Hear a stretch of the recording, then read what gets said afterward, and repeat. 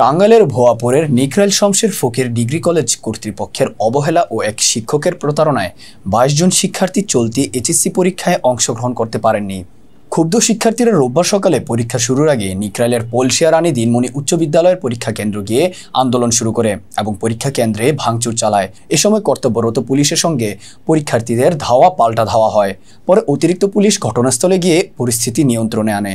তবে বিনা কারণে পুলিশ শিক্ষার্থীদের মারপিট করেছে বলে অভিযোগ করেন। সরেজমিনে দেখা গেছে পরীক্ষায় অংশগ্রহণ করতে না পারায় কেন্দ্রের বাইরে গেটের সামনে দাঁড়িয়ে কান্নায় ভেঙে পড়েছেন শিক্ষার্থীরা। এ সময় অভিভাবকদের পরীক্ষার্থীদের সান্ত্বনা দিতে দেখা যায়।